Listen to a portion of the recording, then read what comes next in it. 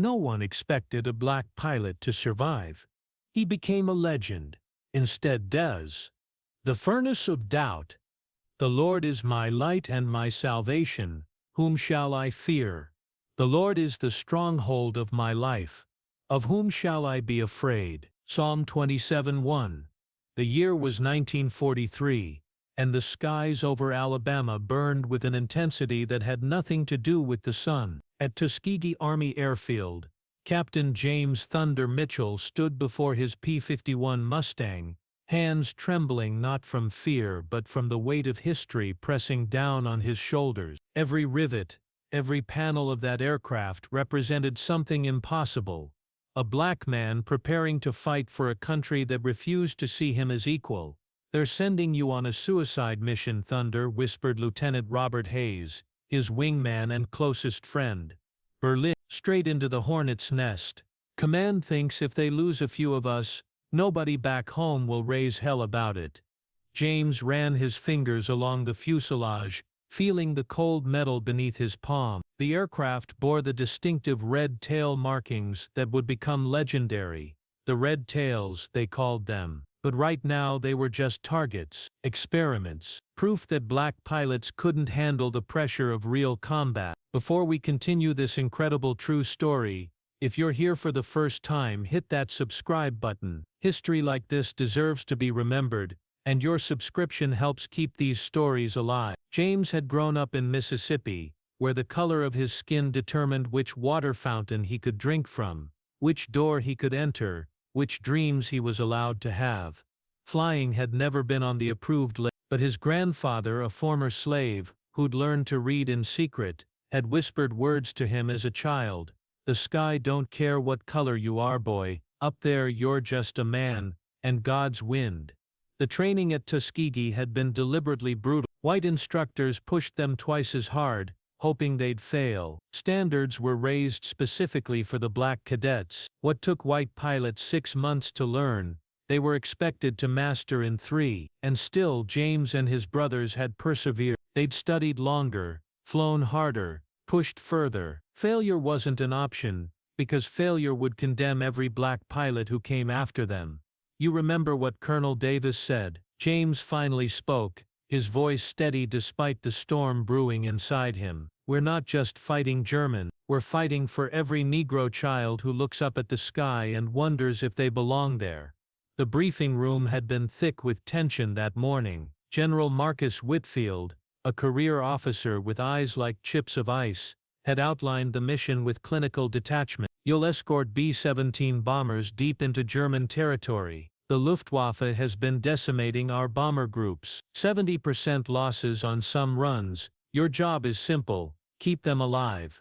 What he didn't say but everyone heard, was the unspoken message: "We don't expect you to come back." James had seen the statistics. The life expectancy of a fighter pilot over Europe was measured in missions, not years. Most didn't survive their 5th sortie. This was his 23rd. He'd already become a statistical anomaly, a ghost who should have died a dozen times over. Each time he'd climbed back into the cockpit, each time he'd heard the engine roar to life, he'd whispered the same prayer his mother had taught him: "Lord, make me an instrument of your will." The other pilots gathered around their aircraft. 32 men, 32 P-51 Mustangs, 32 futures hanging by threads thinner than spider silk. They came from all corners of America, sharecroppers' sons, teachers' children, descendants of slaves and freedmen. Each one carried the weight of expectation, the burden of representation, the knowledge that their success or failure would be used to justify or condemn an entire race. Lieutenant William Duke Washington, the youngest of the group at just 19, approached James with fear naked in his eye. "Captain, I've got a bad feeling about this one. My hands won't stop shaking." James placed a firm hand on the young man's shoulder. "David went against Goliath with nothing but stones and faith. We've got 1,200 horsepower and the best training in the world. Channel that fear, Duke. Make it fuel." The engines began their symphony, 32 mechanical hearts beating as one. The sound was deafening, glorious, terrifying. James climbed into his cockpit, the familiar embrace of leather and metal. He'd named his plane Exodus, after the biblical flight from bondage. Every mission was an exodus of sorts, a journey from a land that wanted them to fail into skies where only skill mattered. As the formation lifted off, Alabama disappearing beneath them, James couldn't shake the feeling that this mission would change everything. The Atlantic stretched before them, gray and infinite. Somewhere beyond that horizon, the greatest air armada ever assembled would meet the finest fighter pilots Germany had to offer, and the world was watching, waiting for the Tuskegee Airmen to fail. Even though I walk through the valley of the shadow of death, I will fear no evil, for you are with me. Psalm 23:4. The crossing took 6 hours. 6 hours of nothing but ocean, clouds and the constant drone of engines. 6 hours to think about mortality, duty and what it meant to be a warrior for a nation that treated you as less than human on the ground, while expecting you to be a hero in the air. The bomber formation came into view first, a sky darkened by the massive B-17 flying fortresses, each one carrying 10 men and enough ordnance to level a city block. These men depended on the Red Tails for survival. Most bomber crews had started the war requesting anyone but black pilots for escort duty. The prejudice ran that deep, but word had spread through the bomber groups like wildfire. The Red Tails never left their charges, not ever. If this story is gripping you so far, show some love with a like. It helps others discover this incredible piece of history. Red leader to Red Squadron, box formation. Stay tight, stay alert. James's voice crackled over the radio, professional and calm despite his racing heart. The German countryside unfolded beneath them, a patchwork of farmland, forests and cities scarred by years of war. Somewhere down there artillery boomed, tanks rolled, men died in mud and blood, but up here the war was different, cleaner, faster, more unforgiving. A split-second decision meant life or death. There was no time for second chances. Bandits, 10 o'clock high. The call came from Duke, his young voice cracking with adrenaline. James's eyes snapped to the position, and there they were, Messerschmitt, Bf-1019s, the pride of the Luftwaffe, diving from the sun like angels of death. 12, maybe 15 of them. The Germans had learned to hit hard and fast, overwhelming escorts before shredding the bomber. Red Squadron, break and engage. Protect those bombers at all costs. The sky exploded into chaos. The graceful formation shattered into individual dogfights, each pilot suddenly locked in a desperate dance with death. James threw his Mustang into a hard right bank, G-forces crushing him into his seat as tracers burned past his canopy. A 10-19 flashed across his sights and he squeezed the trigger. 50 caliber machine guns, hammering, the aircraft shuddering with recoil. The German fighter erupted in flames, spiraling earthward, trailing black smoke. No time to watch it fall. Another enemy on his 6 bullets stitching across his wing. James pulled the stick back, climbing vertical, engine screaming. At the apex he rolled, reversing position. Hunter became hunted. 3-second burst. The German pilot never knew what hit him. Duke's hit. Duke's hit. The panicked voice cut through the radio chatter. James's blood turned to ice. He scanned the chaos and found Duke's aircraft trailing smoke.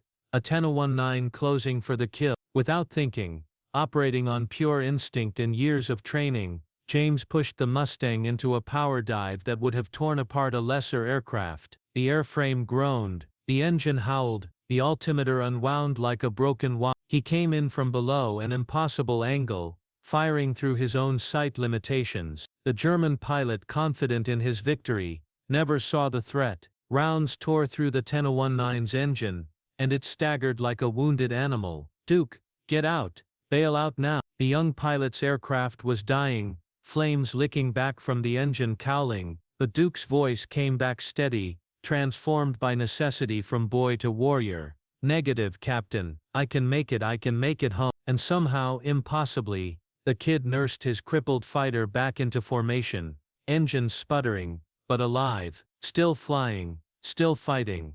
The battle raged for 20 minutes, an eternity compressed into moments. The Red Tails twisted, dove, climbed and fired. They protected their bombers with a ferocity that stunned the Germans. For every Mustang that fell, 3 enemy fighters followed. The price of prejudice was being paid in blood and burning metal. James found himself in a turning fight with an enemy ace, a veteran pilot in a sleek. They circled each other like sharks, each looking for the killing angle. The German was good, better than good. He anticipated James's moves, countered every feint. This was no green pilot, this was a hunter with dozens of kills. In that moment, with death inches away, James's mind flashed to a sermon he'd heard as a child. The preacher had talked about David and Goliath, about how faith wasn't the absence of fear but action, despite it. God don't need you to be brave, the old man had thundered. He needs you to be faithful. James stopped thinking. He let instinct take over,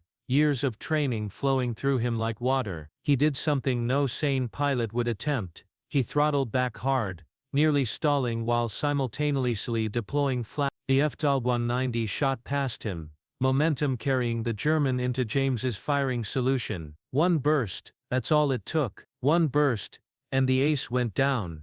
The sky began to clear. The surviving German fighters broke off, low on ammunition, their aggressive attack blunted by the ferocity of the Red Tail's defense. The bombers, battered but intact, continued to their target. Not a single B-17 had been lost under Red Tail's. As they turned for home, James counted his squadron. 28 aircraft returning, 4 empty spaces in the formation, 4 brothers who wouldn't see another sunrise, 4 families who would receive telegrams, 4 more names added to the long list of those who'd paid the ultimate price. But the mission wasn't over. The bombers still needed escort home, and the Germans would try again. No weapon forged against you will prevail, and you will refute every tongue that accuses you. Isaiah 54:17. The return journey tested them in ways the combat had. Exhaustion pulled at James's eyelids like lead weights. His hands cramped from gripping the stick, every muscle ached from hours of tension and violent maneuvers,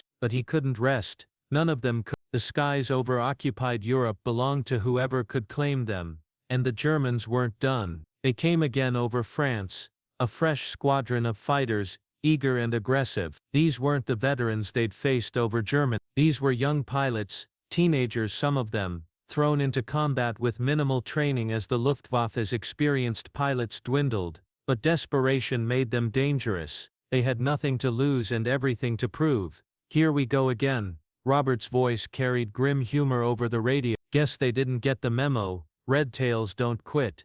The engagement was shorter but no less intense. The German pilots flew with reckless abandon, sacrificing tactics for aggression. 2 Mustangs went down, including a pilot named Jacob Preacher Williams, who'd been planning to attend seminary after the war. James watched his parachute blossom against the sky, a small mercy in an ocean of violence. Drop a comment below telling me which part of this story impacts you most. Real history deserves real engagement, but something shifted in that second battle. The bomber crews, watching the Red Tails sacrifice themselves again and again for their protection, began to understand. These weren't inferior pilots, these weren't men unworthy of respect. These were warriors of the highest caliber, fighting not just the enemy but the prejudice that said they couldn't, shouldn't, wouldn't succeed. One bomber, engines smoking and hydraulics failing, began to fall out of formation. Standard procedure said to let it go, protect the healthy aircraft,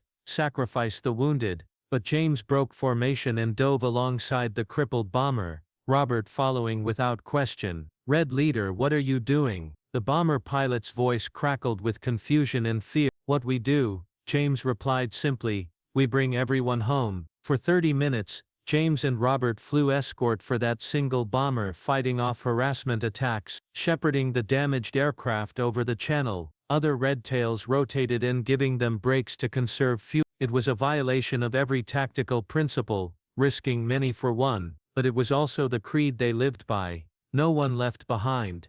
The bomber made it to English soil, belly landing in a field, all crew surviving. As James flew past, dipping his wings in salute, he saw the crew standing in the mud, waving, crying, celebrating life they'd thought lost. Tuskegee Airfield appeared on the horizon as the sun set, painting the Alabama sky in reds and gold. The 30 returning aircraft circled once, a victory roll for the fallen, a statement of defiance to everyone who'd bet against them. They'd flown through hell and emerged on the other side, not unscathed but unbroken. As James's wheels touched tarmac, The reality of what they'd accomplished began to sink in. They'd protected every bomber in their charge. They'd defeated some of Germany's finest pilots. They'd proven beyond any doubt that excellence had no color. The debrief lasted hours. Intelligence officers recorded every detail, their skepticism gradually transforming into something like awe. General Whitfield, the man who'd sent them on a suicide mission, stood in the back of the room, his expression unreadable. When it ended, Whitfield approached James, his escort of white officers trailing behind like shadows. The room fell silent. Everyone waited to see how this would play out. Captain Mitchell, Whitfield's voice carried decades of military authority. "I owe you an apology." The words hung in the air, impossible, revolutionary. A white general apologizing to a black captain in 1943 was as rare as snow in July. "I didn't believe you could do it," Whitfield continued. "And now something human cracked through the military veneer. I was wrong, dead wrong. You and your men are the finest pilots I've ever seen, regardless of race. From this day forward, bomber crews will be requesting Red Tail escorts by name." James saluted, crisp and professional, but his mind reeled. They'd done more than survive a mission. They'd shifted the paradigm, even if just a fraction. The fortress of prejudice had cracks in it now, and light was starting to seep through. And we know that in all things God works for the good of those who love him, who have been called according to his purpose. Romans 8:28. The missions continued. Over the next 2 years, the Red Tails flew hundreds of sorties, escorting bombers deep into the heart of Nazi Germany. Their record became the stuff of legend. Not a single bomber lost to enemy fighters under their protection. It was a feat unmatched by any other fighter group, white or black. James flew 64 combat missions before the war ended. He shot down 12 enemy aircraft, earned the Distinguished Flying Cross twice, and became one of the most decorated pilots in American history. But the medals weren't what kept him going. It was the letters. Letters from bomber crews, thanking the Red Tails for their lives. Letters from black children in America, asking how they could become pilots too. Letters from white pilots, grudgingly admitting that maybe, just maybe, they'd been wrong about racial superiority. Duke Washington, the kid with shaking hands, survived the war and became a commercial airline pilot, one of the first black men to do so. Robert Hayes died over Berlin in 1944, saving a bomber crew from a swarm of German jets. They named an airfield after him in Alabama. When James finally returned to Mississippi in 1945, the state hadn't changed much. He still had to use the colored entrance at the train station, still faced the same prejudice, the same systemic hatred, but something inside him had changed. He'd seen the promised land, the sky, where only ability mattered, and he'd proven beyond any doubt that black pilots could not only survive, but If this story moved you, if it taught you something, hit that subscribe button. History this important needs to be shared, remembered and celebrated. 20 years later, the civil rights movement swept across America. When protesters faced down police dogs and fire hoses, some of them wore wings on their chests. Tuskegee Airmen standing in the front lines of a different kind of battle. The courage they'd learned in the skies over Europe, they brought to the streets of Selma and Birmingham. James lived to see Barack Obama elected president. He lived to see Colin Powell become chairman of the Joint Chiefs of Staff. He lived to see young black pilots flying F-22 Raptors, commanding squadrons, becoming generals. Every single one of them stood on the shoulders of the Red Tail. In his final interview before he died at age 93, a reporter asked James what he was most proud of. The old pilot, his eyes still sharp despite his years, smiled. "We proved that the content of your character matters more than the color of your skin," he said. "We proved it in the most hostile environment imaginable, war. If it's true in combat, it's true everywhere. That's the legacy, not the missions, not the medals, the proof." The reporter pressed, "What would you say to young people today facing their own battles against prejudice and injustice?" James thought for a long moment, his mind returning to those desperate battles over Europe, to the friends he'd lost, to the impossible odds they'd overcome. When he spoke, his voice carried the weight of history. "I'd tell them what my grandfather told me. The sky don't care what color you are. Find your sky, that place where only your talent, your dedication, your character matters. Master it, excel at it, become undeniable at it, and when people say you can't, when they throw every obstacle in your path, when they design the system to make you fail, fly anyway." Fly like your life depends on it, because it does. Fly like future generations are watching, because they are. Fly like the arc of history bends toward justice, because it does, but only when we bend it. He paused, looking out the window at a sky where contrails marked the passage of aircraft piloted by people of every race and color. We were told we couldn't survive. We became legends instead, not because we were special, but because we refused to accept the limitations others placed on us. That's not a black thing, or a white thing, or a brown thing. That's a human thing.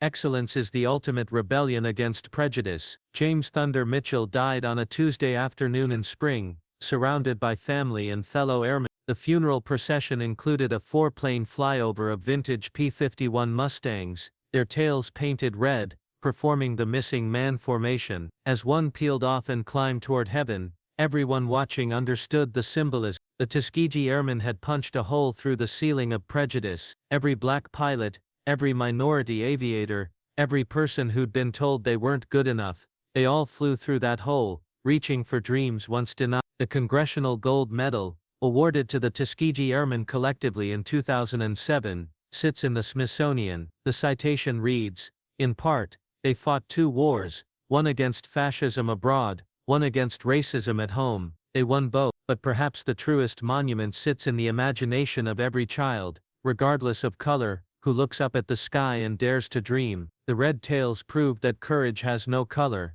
excellence knows no race, and legends can come from anywhere. In the end, they didn't just survive, they didn't just fight, they transformed what was possible, they rewrote the narrative, they became proof that human potential, when given the chance to soar, knows no artificial limits, and that more than any military victory, is why their story endures, why it matters, why it must be told again and again, to generation after generation, because somewhere right now, a child is being told they can't, that they're not good enough, that the color of their skin, their background, their circumstances mean they should give up on their dream. The Tuskegee Airmen are the answer to those lies. They are the proof that excellence is earned, not inherited. They are the living testament that when we judge people by the content of their character, when we measure them by their dedication and skill, humanity rises. No one expected black pilots to survive. They became legends instead, and in becoming legends, they made the sky a little more free for everyone who followed.